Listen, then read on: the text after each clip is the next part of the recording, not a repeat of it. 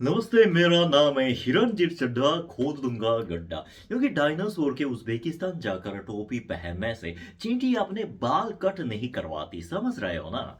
हाँ, तो आज के इस वीडियो में हम कोरिया के ऐसी एक सनसनीखेज खबर के बारे में बात करने वाले हैं जो कि आजकल पूरे कोरिया समाज को हिलाकर रख दिया और आजकल पूरे हमारे देश विदेश और राजनीतिक हलकों, कानूनी हलकों और सेलिब्रिटी इंडस्ट्री, इन तीनों के बीच सुर्खियां बटोर रही है। जी हाँ, टाइटल पढ़कर आपने बिल्कुल सही समझा कि अब से कोरिया में जो भी बच्चा पैदा होगा उसके परिवार को कैश में 65 लाख इंडियन रुपए मिलेगा। 65 लाख। इसकी सच्चाई क्या है और इसकी शुरुआत कैसे हुई और आखिरकार इसके ऊपर लोग किस किस प्रकार के प्रतिक्रिया दे रहे हैं, आज के इस वीडियो में हम इन सारी चीजों पर प्रकाश डालने की कोशिश करेंगे। तो आओ यार, शुरू करते हैं बिना किसी हिरण के। देखो, वैसे आप लोगों को इस सच्चाई से अवगत कराया जाता है कि इटली, जो कि कम बर्थ रेट के कारण आजकल यूट्यूब सहित पूरे दुनिया भर के न्यूज में सुर्खियां बटोर रही है, एटलीस्ट उस देश में भी बर्थ रेट 1 से ऊपर बना हुआ है। लेकिन दक्षिण कोरिया, जिस देश के हम निवासी हैं, जिस देश में हम रहते हैं, वहां पे बर्थ रेट पिछले कुछ सालों से एक तो नहीं 0.7 पर बना हुआ था। और फिर इस साल सरकार ने तो सनसनीखेज खबर की घोषणा की है कि अगले साल इस तरह से चलता रहा तो according to official data of Korean statistic government, उसके हिसाब से अगले साल दक्षिण कोरिया की जन्म दर 0.7 से गिरकर 0.6 तक पहुंच जाएगा। ये अब इसका मतलब यह है कि घर का दाम गिरेगा, नौकरियां मिलना आसान हो जाएगा, इतना कंपटीशन नहीं झेलना पड़ेगा। लेकिन ऐसे बहुत खुशखबरी होने के बावजूद कोरिया सरकार को इस बात की चिंता रहती है कि अगर बर्थ रेट इतने कम रहे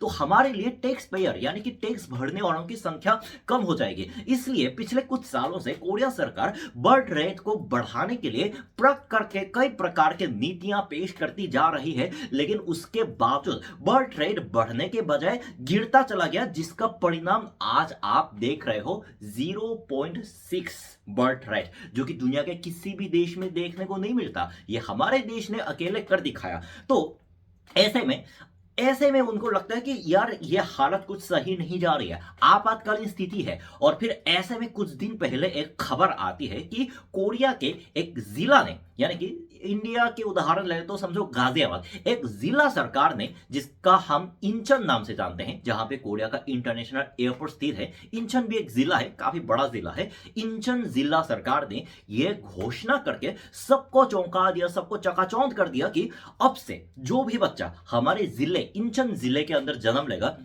उसके परिवार को उस बच्चे के पालन पोषण देखभाल के लिए सिटी सरकार की तरफ से 65 लाख इंडियन रुपए मिलेंगे। 65 लाख इंडियन रुपए। वाह!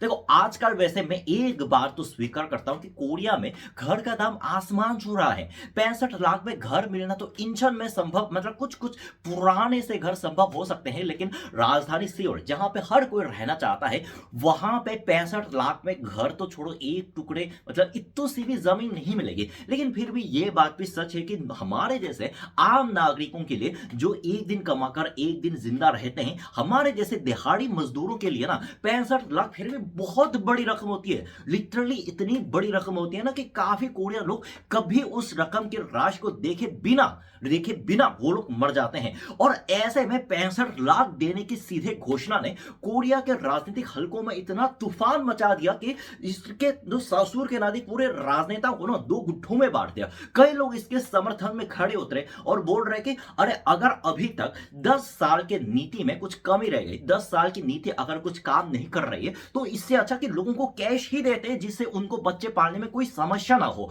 और दूसरी तरफ काफी लोगों ने इसका विरोध भी करना शुरू कर दिया और विरोधकों का मानना है कि अरे भाई, सिर्फ कैश देने से क्या होगा? अभी आपको क्या लगता है कि क्या कोरिया लोगों के पास पैसे नहीं होने की वजह से लोग बच्चा नहीं पैदा करते? अरे, हमारे समाज में जो बाकी प्रॉब्लम्स है, जो कि हर देश में मौजूद है, उन प्रॉब्लम्स को पहले सॉल्व करो, तत्पश्चात केस देखने के ऊपर विचार किया जाना चाहिए। और फिर इसको लेकर अभिभावकों के बीच में काफी गर्मा गर्म कहासुनी सुर्खियां चल रही है कि कुछ मम्मी पापा कह रहे हैं कि यार ये तो बहुत अच्छी बात है, एटलीस्ट हमको डायरेक्ट कैश तो मिल रहा है। क्योंकि आपको तो पता है कि बच्चे सिर्फ प्यार से बड़ा नहीं होता, बच्चे को खाना चाहिए होता है, शिक्षा चाहिए होती है, कपड़े चाहिए होते हैं और फिर उनको खिलौना भी चाहिए होता है। और ये सब ग्रहण करने के लिए हमारे पास जिस चीज की आवश्यकता है और वो है पैसे। और ये बात भी सच है कि कई लोगों के पास पर्याप्त कैश नहीं होते, यानी कि दो बंदे, मेरा मतलब पति और पत्नी, दोनों के लिए पर्याप्त कैश हो सकते हैं, लेकिन आपको तो पता है कि बच्चे के साथ कभी भी कुछ भी हो सकता है, एक अचानक बीमार भी पड़ सकता है, और जब उसका स्कूल में दाखिला कराया जाता है तो जाहिर सी बात है कि काफी फीस भी लगती है। और आपको एक बात बता दूं कि कोरिया में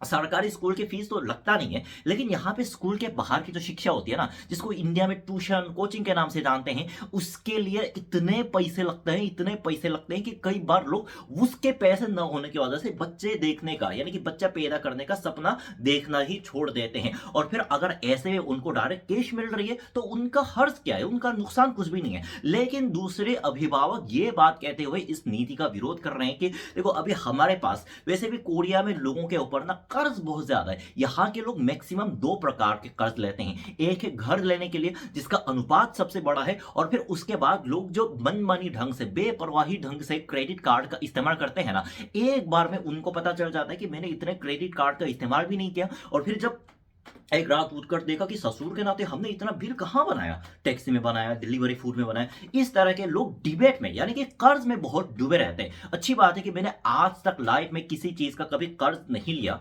लेकिन यह बात तो सच है कि काफी कोरियन लोग कर्ज पे जीते हैं, और फिर एक कर्ज को चुकाने के लिए दूसरे कर्ज से, मतलब दूसरी कंपनी से कर्ज उधार लेकर पहले कर्ज को भर देते हैं। इसके बारे में बहुत अच्छे से प्रकाश ड्रामा स्क्विड गेम पर डाला गया है। उसमें उन लोगों को डाल दिया जाता है जिनके पास बहुत अच्छा बैकग्राउंड था, काफी स्मार्ट लोग थे, एजुकेटेड लोग थे, लेकिन एक गलत फैसले की वजह से या फिर हमारे देश के कुछ कुछ परिस्थितियों की वजह से जो लोग कर्जा लेने पर मजबूर हो गए, वो लोग आपस में गेम खेलते हैं ना, ये एक्चुअली गेम की बात नहीं, हमारे देश के कहीं ना कहीं रियल में हो रही होती है। तो ऐसे में अगर वो लोगों को डायरेक्ट पैसे दे दिए तो देखो, पैसे सिर्फ हमारे आंखों के सामने जो आपातकालीन आग लगी है, जो आपातकालीन समस्या है, उसको तो हल कर सकता है, लेकिन दीर्घकालिक जो समस्या है, यानी कि लॉन्ग टर्म के लिए जो समस्या है, उसको हल करने के लिए काफी है या नहीं, इसके बारे में विचार करने की आवश्यकता है। वैसे मैं दक्षिण कोरिया के नागरिक होने के नाते इस नीति का मैं पर्सनली सपोर्ट करता हूं। देखो,